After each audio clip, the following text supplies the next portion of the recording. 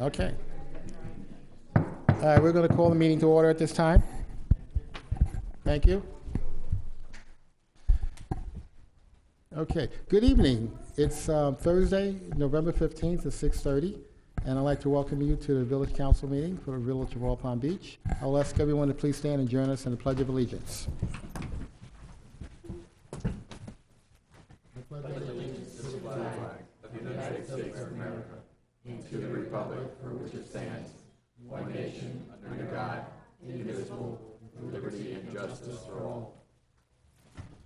I'm going to ask everybody just to stand for a moment. Once again, I'd like us to stand in remembrance in a moment of silence. We've had two very awful things happen in the past week out in California. The last count was 56 people they found who passed as a result of that awful fire. And we know about the tragic shooting of young college students at the bar. We lost 12 people there as well. It seems like every week there's something, but just so that we can just honor those and show our respect. And so a moment of silence for them. Thank you.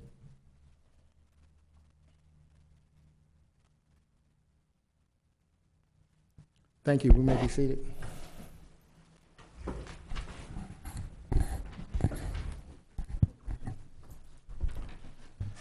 All right, this evening on a positive note, we have another presentation for a 25 years of service award. Oh, there he is. I wanted to make sure he was here.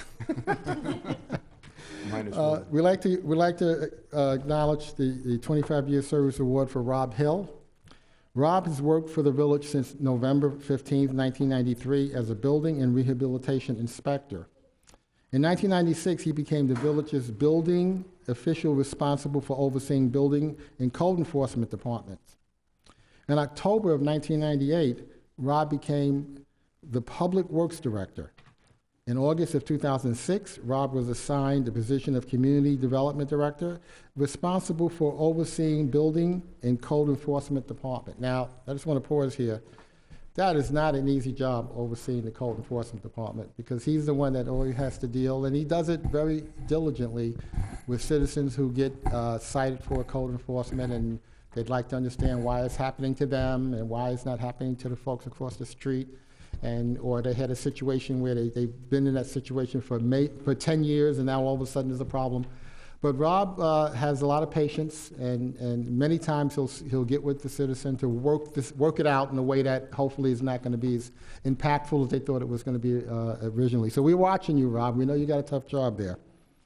Through the years, Rob was very instrumental in leading the effort to gather information on applicants and obtain emergency repair work for residents who are most in need. Rob constantly gives back to the community. He gives his time to support the American Cancer Society's Relay for Life, as well as years of dedicated coaching service to the village baseball and softball programs. Rob, we thank you for your continuous hard work.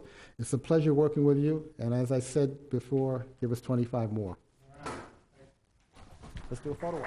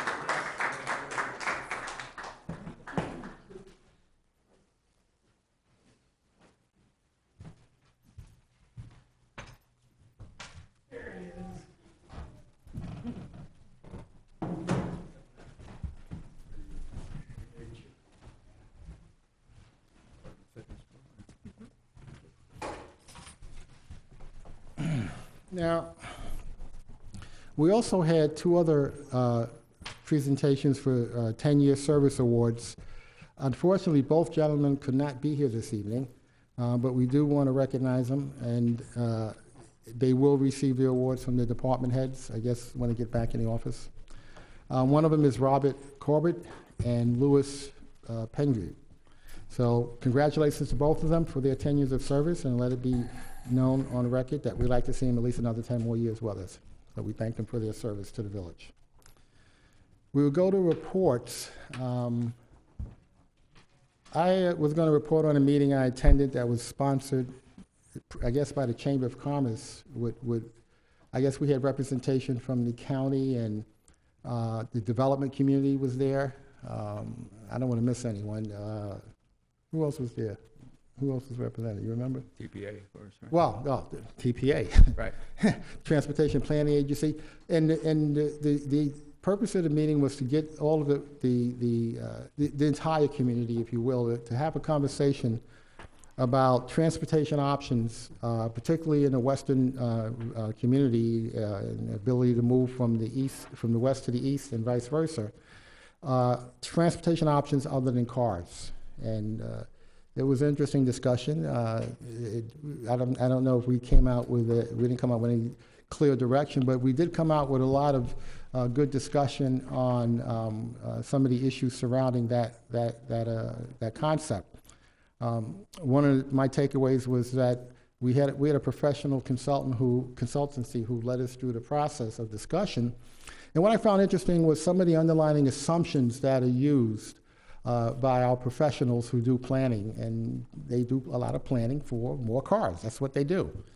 And so out of that, I was able to have some one-on-one conversations with them to say what we need to do is we need to go back to our base assumptions about this subject and kind of recalibrate those assumptions and kind of make them update them in a way that it doesn't lead us down into a trap every time we talk about it that says, oh, you just have to build more roads for more cars. That there truly are other options to be considered out there, and hopefully this will be a starting point for us to get more discussion and really getting to a point of doing something about it.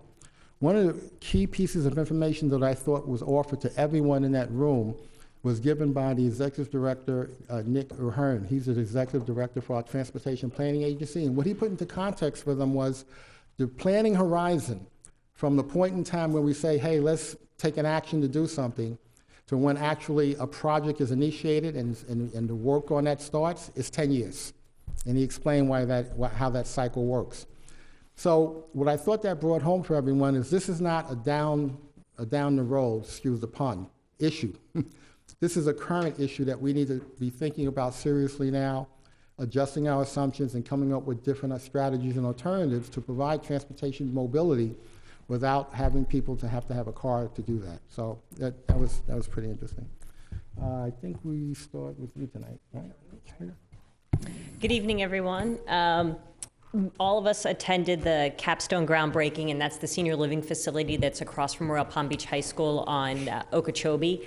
And they're hoping to be open by the end of 2019, and they're looking to hire all locally. So that's what's really nice is that I've noticed is a lot of, when they come through, a lot of new development in here is that they're looking to hire from within. I'd like to thank the staff for a beautiful service. We were all at the Veterans Day event, so thank you very much. Now, not only in addition to the Memorial Day I cry, now I'm crying at Veterans Day.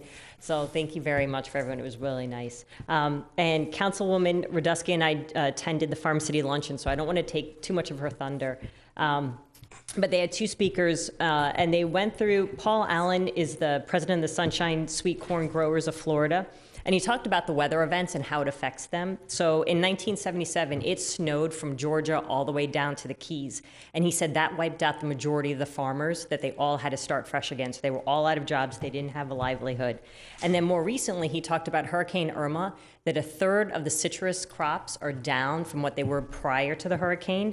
And with Hurricane Michael, that there was over 40 years worth of timber lying down on the ground through the panhandle. So just to see the effects of that and then how it translates into their profession.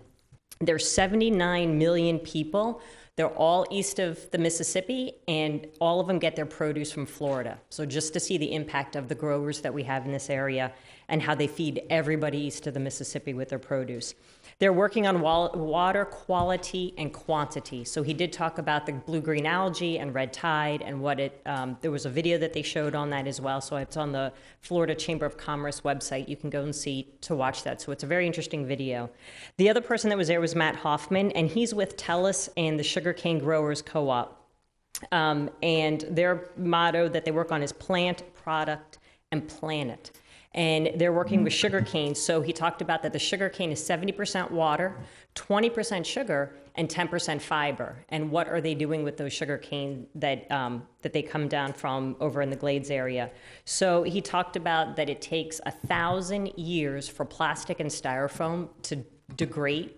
But with the products that they're doing, and they're primarily tableware at this point, it takes less than 90 days. So anytime they're working with a lot of restaurants for takeout containers to get them off of the styrofoam and onto this now sugarcane composite, they're also getting renewable energy from it. So the plant that they have out in the Glades is fueled by energy from the sugarcane that they have. And then they're moving to look into cosmetics and pharmaceuticals in the future with that. So it was really cool just to see that video as well. And then don't forget, on Saturday, December 1st, we have Winterfest. And have a great Thanksgiving, because we won't see you till Next week. Yeah. Wow. Okay, Richard.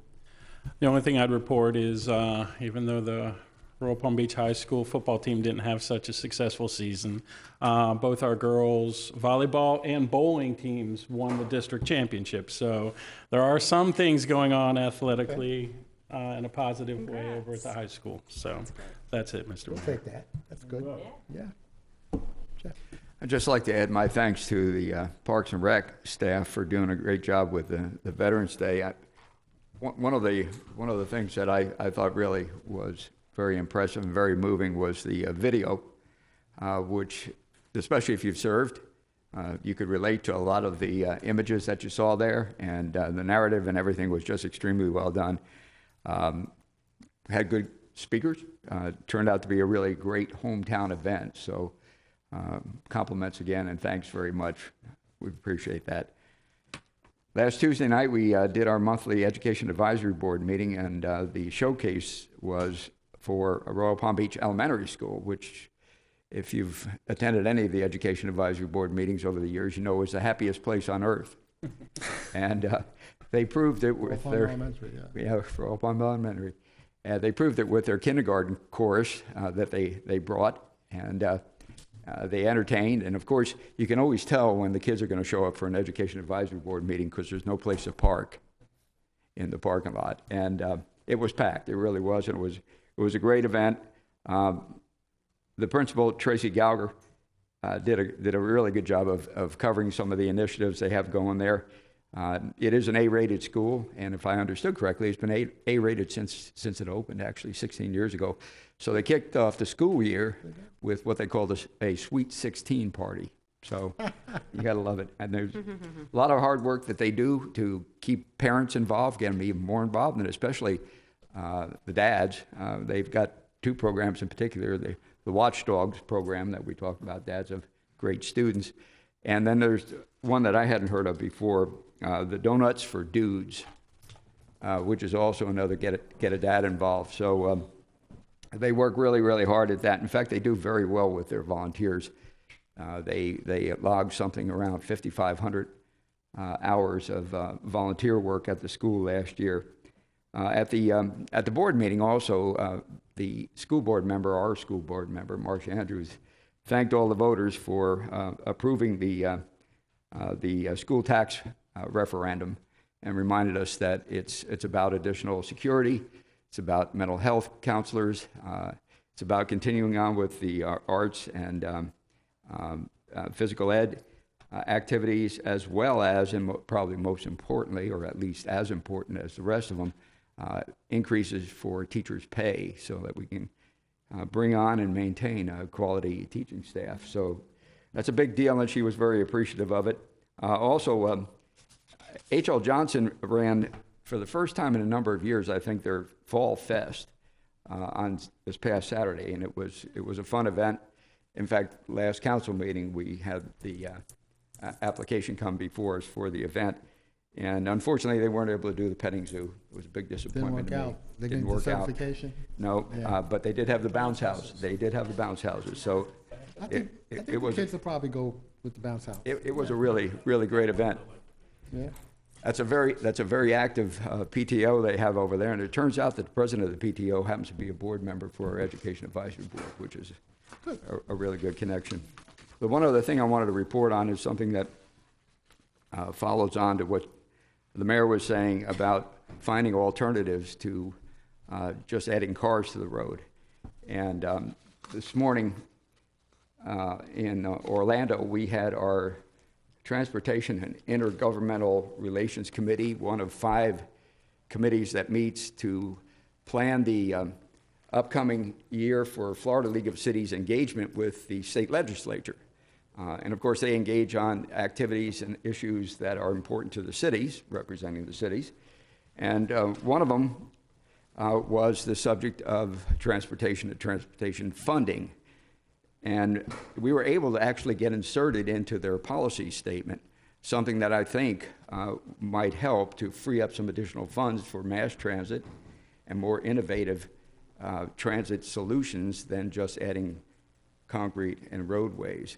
It was a good conversation, good discussion, and I think we've also got or they have an idea as to how they can go about removing a cap. I didn't realize there was a cap on alternatives to roadways, and in fact, it's kind of a 2-to-1 ratio. For every dollar that is spent on mass transit or some alternative to automobile, the roadways get $2. So it's a 2-for-1 ratio, which gives a real bias toward the more traditional approach to dealing with traffic. So hopefully we've got some initiatives going this year that might make a difference, and we'll see.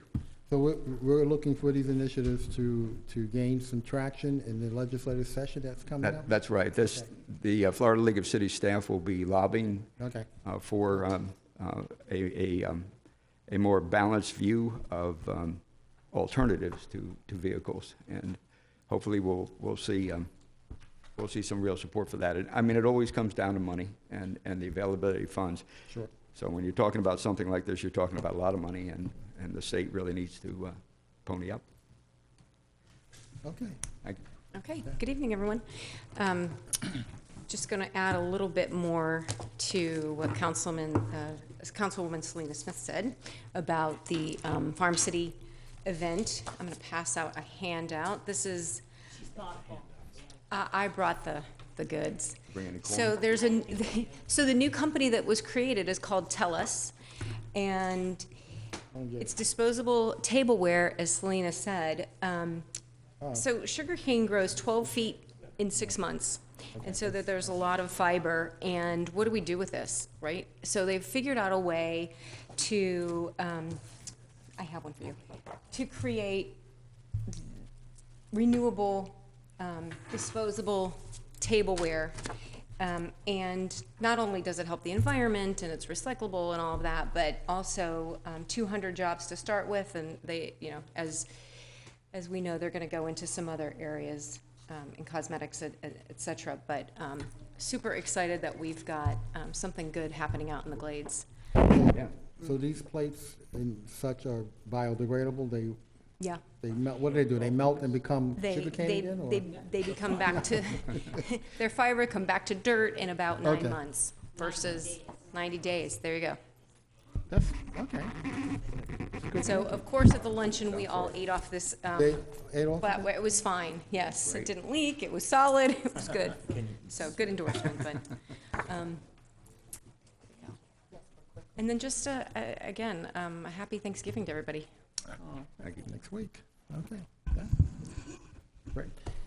Yes, the first meeting in January, we usually cancel because most people are off the week before during Christmas and New Year. So if the council is agreeable to that, I would, if I could just get a consensus from the council whether you agree to that. That would be January 3rd would be when it would normally be scheduled.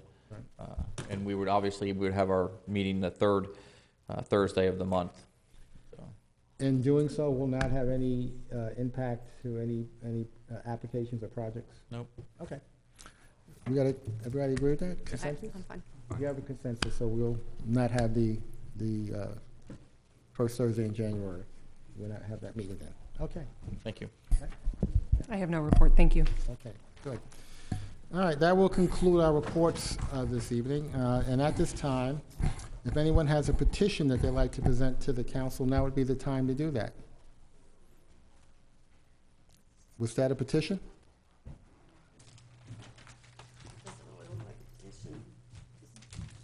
Then- See What what is we it? got. Oh, comment cards. Oh, okay.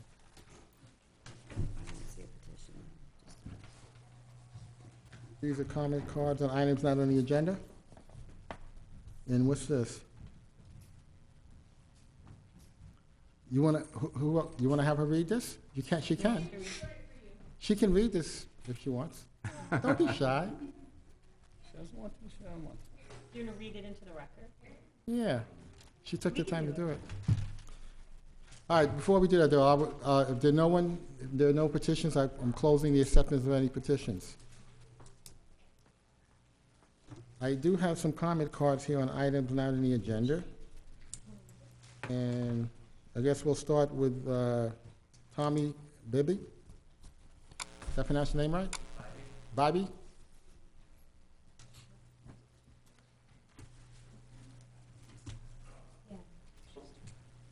We can read it for her. That's okay. Do you want to read it into the record? Yeah. That's okay. Thanks for doing All it. right. It's a record. We'll do this, we already called you up, so you go first, sir. Go ahead. Okay. Thomas Bybee. I live at 152 Ponce de Leon Street in La Mancha. We live right by Galliano and Ponce. Our children play with someone who lives at the corner, and there's constant runners of the stop sign, speeders that come through. They also will fly around somebody doing the speed limit and come around them with oncoming traffic coming and then blow through the stop sign. Our children have to cross there expecting a car to stop. And one day what happens when that car doesn't stop? We were wondering if there was some traffic calming things that we could do. We've called the police multiple times. Once in a while, they'll put someone there. Our friend at the corner has videos, numerous videos of all the action that's gone on. We're wondering maybe speed bumps or something, even flashing lights. Like on the ground, we've seen markers with flashing red lights to nighttime at least let them know, hey, there's a stop sign coming up. Well, okay, Ray, can you just comment on the policy that we do have in place for communities who are interested in traffic calming? And I don't know if Ponce didn't turn it. Ponce was one of the roads that we did the initial acceptance of looking at the road, and we did a survey on that roadway, and we did not get the minimum 50% in favor of moving forward with traffic calming on that road. So we did not move forward with that roadway. Okay, in the initial analysis. We from time to time have had this problem. Yeah, On that I've roadway. heard It it's was, been bad for a long time. so our Captain Naox is here. Please take note and see if that's something that you can look I at. have heard that when it was Royal Palm Police Department, there would be a cop there multiple times Well, trying to that's, keep it calm, we've but had- once we've we had cops became there. PBSO, it's not. no, that's not true. We've got, in fact, we added our police motorcycle units for this purpose to have more locations where we need to put a concentration of effort on speeding. Okay. And unfortunately, Captain Naox he'll address this, but when you address it, it kind of subsides, and then when you Yeah. take it away, people have a tendency to repeat that behavior. Mm-hmm. And the other unfortunate thing is these are people who are speeding. This is their community. It's not like they're, we have found it. They're not strangers from outside of the village coming in here. Well, if they had opened up the back part, they wouldn't be speeding so fast to try to get Well, to their that's- house all okay. the way in the back. Well, okay. I hear you. Thank you. Thank you. Okay. All right, I'm going to read the letter now from Savannah. No, you don't want me to read it? If you don't want me to read it, that's fine. We'll put it, it'll be in an official record then, okay? But basically what she's telling us is that, I'll summarize it. How about that, all right? She's telling us that, hey, you know, here I am, a little kid, and me and my friends, we play out here on these streets. And she's saying lately, it seems like everybody is speeding and trying to pass each other, and they're concerned. They're, quite frankly, frightened, all right, that something bad's going to happen. And they're asking if we can, you know, be made aware of this to see if there's something we could do so that they don't have to be afraid to play out. That it? That summarize it? Okay. Nicely done. Thank you. Nicely done. Thank you. Okay. Yeah, she gave, we had the car pictures, okay. And a stop sign. And it says, slow down, right? Very, very good. You're a very talented young lady. Thank you. Oh, okay, Savannah, I got a card from her too? Okay. Okay, Rachel? All right, so you want to come up? Okay. Mine's, sure. Rachel Bybee, my address you said? 152 Ponce de Leon Street, Royal Palm Beach, Florida, 33411. My concern is the same as his, and so we have, I don't know, 15 kids that we play with on a regular basis on our street, and so they're all going to be writing you letters, just so you know. Okay. We've lived here for 7 years. We moved out here because of the village and the community and the people. And while some of those are indeed, you know, community residents, some of them unfortunately are people buying drugs down the street. So, you know, there are people that just don't care. They're not just our neighbors. So When we you have say- called the cops many times. Why wouldn't you call them if you observe drug No, deals we going on? have called the cops. Oh, you have called and they them. have been Okay. raided, but Okay. people continue to come back, and those Okay. people may be intoxicated or under the influence or something. Right. God is help them worse. if they hurt my kids. That's all I can tell you. I'm with you And on when that. I've called the police, I've been told that they will put someone out there, but don't let my kids cross there. That's where they live. That's where their friends are. We live on this street. They, you know, it's just, it's heartbreaking. And there was an accident just maybe a month ago where someone was hit on the sidewalk in La Mancha, not on Ponce, but I mean, our neighbor's been hit in her front driveway, sitting in her car, hit with the door open in her car. So people do lose control. And I know none of you want to be responsible for a child getting hurt. I mean, you can't imagine the pain that would be. I'm a strong believer in taking action before something bad happens and not waiting to react. Yeah. But thank you. And I know you, No, I know it's- I've seen the cops out there, and I am grateful. And they're going to for them. continue to work at this, but I just want to thank you and commend you and your whole family for coming here tonight. And I'm to sorry show when us. you get those letters, you're going to be That's getting fine. more. No, that's fine. That's fine. Thank you very much. I do not have any other comment cards on items not on the agenda. But anyone else would like to speak tonight about an item not on the agenda, now would be the time. I also do not have any comment cards on items on the consent agenda. But if anyone would like to comment on a consent agenda item, now would be the time. All right, seeing none, then I'm closing public comments on non-agenda items and on the consent agenda. And with that, I'm going to ask Diane to give us a consent agenda. Yes, Mayor, thank you. Number one, approval of the minutes of the council regular meeting of November 1st, 2018. Two, adoption of resolution 1833, a resolution of the Village Council of the Village of Royal Palm Beach, Florida, approving and authorizing in accordance with established policy the making of a budget amendment for Fund 001 and 407 in the fiscal year 2017-2018 budget.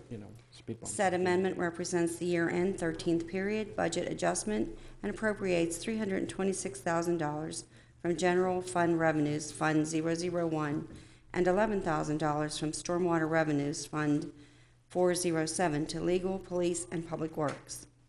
3, approval to purchase one Kubota R630 loader and other attachments from Florida Coast Equipment Incorporated with pricing per Florida State Term Contract Number 22101000151, effective through June 30th, 2021, in an amount not to exceed $85,000. 4, approval and authorization to purchase one vehicle from Duval Ford in an amount not to exceed $25,137 by piggybacking the Florida Association of Counties contract FSA 18 VEL 26.0 chassis FSA 18 VEL 16.0. 5, approval and authorization to purchase one vehicle from Duval Ford in an amount not to exceed $45,829 by piggybacking the Florida Association of Counties contract FSA 18 VEL 26.0 chassis FSA 18 VEL 16.0. 6, approval of a seasonal vendor permit application by Publix at Crestwood Square to sell Christmas trees from November 23, 2018 through December 23, 2018 at 11977 Southern Boulevard. 7, approval of a special event permit for the Village of Royal Palm Beach to hold a winter festival at Royal Palm Beach Commons on Saturday, December 1st, 2018 from 1 p.m. until 9 p.m. Okay. If there are no comments from members on council, we'll look for a motion. Motion to approve the consent agenda? Second. We have a motion and a second. All in favor? Aye. Any opposed?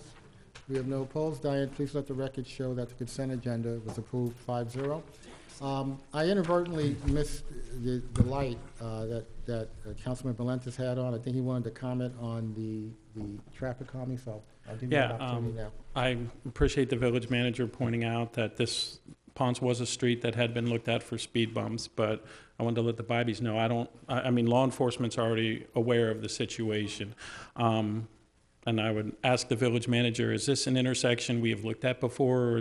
Because traffic calming by speed bumps isn't the only solution to any problems. I don't know if we've ever looked at this intersection or if there's any other things possibly we could do, or is it something we can look at to hopefully help improve the situation? Yes, we can take a look at it. Okay, and I hope, I would Absolutely. think the rest of the council would agree. I mean, that just As I said, makes sense.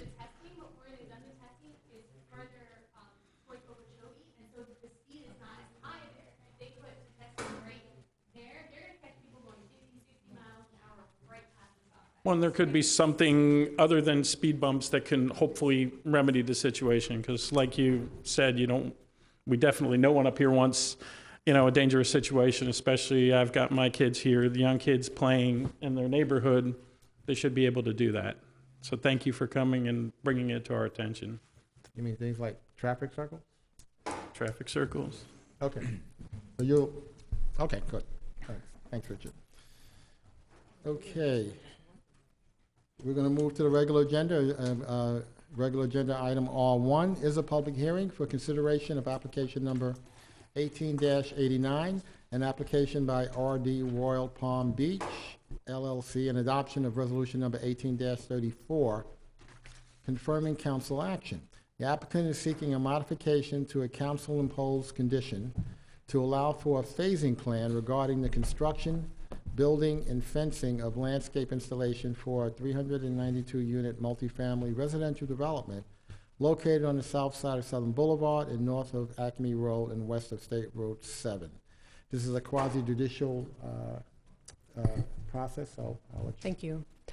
I'm going to swear staff, and is anyone for the applicant here tonight from RD Royal Palm Beach? I don't see anyone. Okay, I'll just swear staff in then. If you could raise your right hand for me. Do you swear or affirm to tell the truth, the whole truth, and nothing but the truth? Yes. Thank you. And now I'll ask council if anyone has any ex parte disclosures that they need to make. None. All right, thank you. Good evening. The current council imposed conditions require that all perimeter landscaping and landscaping internal to the site be installed prior to the first certificate of occupancy. This phasing plan will allow for the applicant to receive certificates of occupancy for certain buildings while construction continues on other buildings on the site. The fencing that is also part of the request will provide restricted access to the areas under construction.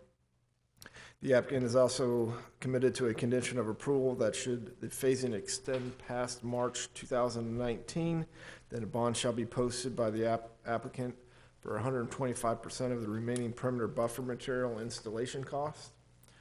And the proposed phasing plans are as follows. The clubhouse and buildings 6, 7, and 8 will be ready for CO and internal landscaping installed. Their perimeter buffer along Southern Boulevard frontage and along southwest corner of the project around these buildings will be installed, and those are shown here in green. And those buildings you see here that they're proposing in Phase 1 are located on the southwest corner or the southwest portion of the site. Buildings 1 through 5 and the tennis courts in the northwest corner there will be completed and internal landscaping installed. The perimeter buffer along the entire western property line will be completed during this phase. Buildings 14 and 15 will be completed and all internal landscaping will be installed. The remainder of the perimeter buffer shall be installed in this Phase 3. Staff is recommending approval of this application, and I'll turn the floor over to you, Mayor. Thank you very much. Okay, did you say that there's no one here for the applicant? Okay. I do not have any comment cards from the public on this agenda item R1, but if anyone would like to comment, now would be the time to come up. All right, seeing none, then I'm going to close public comments on agenda item R1 and take comments from members of council. If there are no, go ahead. I just want to clarify, so basically if, my understanding is if all of the buffering and things that they were previously required to do are not completed by March of 19, then they have to post a bond that's basically going to ensure that there's money to do these things. Is that? That's correct. Okay, that was my understanding. Thank you. Yep. Bond is posted up front. On March 2019, yes, Okay. sir. Okay, I got you. Either, okay, have it done or pay Have it up. done or pay? Pay, yeah, one way or the other. Okay. Any other comments, questions? If there are none, I'll look for a motion. I'll move to approve regular agenda item number 1. Second. We have a motion and a second. All in favor? Aye. Any opposed? We have no opposed. Diane, please let the record show that agenda item R1 was approved 5-0. Richard, you want to? Oh, okay. Okay. All right. For agenda items R2 and R3, I'm going to read them both now because they're both interrelated. But if agenda item 2 fails, then agenda item R3 becomes a moot point. But although we will do a separate vote on each item, we should discuss them at the same time, okay? So agenda item R2 is adoption of resolution 18-32, a resolution of the Village Council of the Village of Royal Palm Beach, Florida, accepting the conveyance from Lennar Homes, LLC, to the Village of Royal Palm Beach of that certain real property known as Track Rec 1 of the plat of Crestwood North, as recorded in Plat Book 124 at page 88 of the Public Records of Palm Beach County, Florida, consisting of approximately 251 square feet of land located at the northwest quadrant of Crestwood Boulevard and the M1 Canal, and in the Village of Royal Palm Beach, Florida, as evidenced by the attached warranty deed, providing the recording of the warranty deed in the Public Records of Palm Beach County, Florida, providing an effective date and for other purposes. Who wrote that? Okay, Chris, you're up. You're gonna? Do you want to read 3? Read 3. Oh, that's right. I said we'll do both. Approval, R3, agenda item R3, approval and authorization for the mayor to sign that temporary construction access and use easement agreement between the Village of Royal Palm Beach and Lennar Homes LLC for use of the certain real property known as Track Rec 1 of the plat of Crestwood North, located on the northwest quadrant of Crestwood Boulevard and the M1 Canal in the Village of Royal Palm Beach, Florida. Okay, we got them both out there now. Thank you, Mr. Mayor. As you can see on the screen, there is a depiction of the 5.78 acre park that's located on Crestwood Boulevard and the corner of the M1 Canal, and a little bit further over would be H.L. Johnson on the right-hand side of the screen. The park was dedicated by Lennar in August of 2017, and It actually is in the five-year CIP, as it's called Crestwood North Park PR 2102, with funding becoming available in 2021. The benefit of this park being conveyed to us now is once it's entitled by the village, we're able to start applying for grants and begin the planning process for what that park is.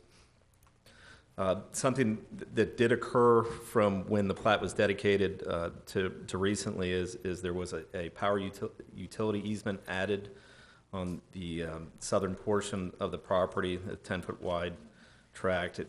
It'll have little impact on our ability to build the park, and actually that 10-foot easement does continue to the west in front of the Lennar development. This next slide, and you're not going to be able to tell by the screen, but essentially there are some landscape areas that will not be constructed in order to allow Lennar to continue to use this site as a construction access. The benefit of that is as the residents move into the subdivision, this will allow construction traffic to be separate from that entrance and have less of an impact on those new residents to the development. Also, during this period of time, Lennar will continue to maintain the property, so the village will not have to mow the property during that planning process. So there is a benefit to doing that. And the remaining improvements are bonded. And with the lease agreement, what we did is we put a trigger in there. So when we decide, hey, it's time for Lennar to move off this site and the village wants to begin constructing the park, or actually probably begin, we're close to planning it, we would give them notice, which there's a 120-day notice to terminate the lease that's required, and then at the end of that period, they have 180 days to construct the remaining improvements.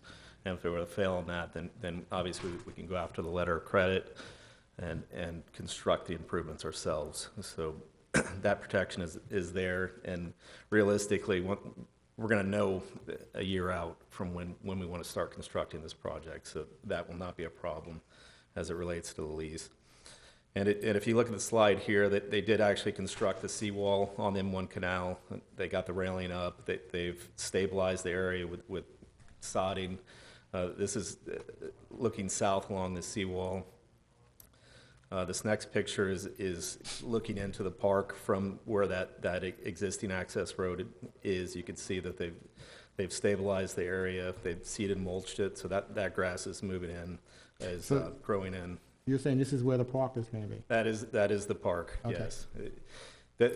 There's an existing asphalt access road that existed for the wastewater plant, which they continue to use for the leasing trailer, which I would imagine they're going to be shutting down as they get the model homes built. But and it's just going to have construction traffic on it, and it'll be green and look nice, and it'll be mowed by Lennar until we're ready to build a park there. I understand they actually have people starting to move into the initial homes. That was, I did want to bring that up. This is a step into them getting that first CO. Get their COs. There are remaining Tier 1 improvements throughout the development and off-site that need to be completed to make it safe for those residents to move in. We have provided that list to Lennar. They're aware of that. We're working hard to get them to that point, but obviously we can't do it prematurely. Everything, the I's need to be dotted, the T's need to be crossed. There's permits in here for Palm Beach County Water Utility, South Florida Water Management, Army Corps of Engineers that have to be closed out before we can allow them to start allowing residents to move in. So that was it. Okay. Is the applicant here? Would the applicant like to make any comments?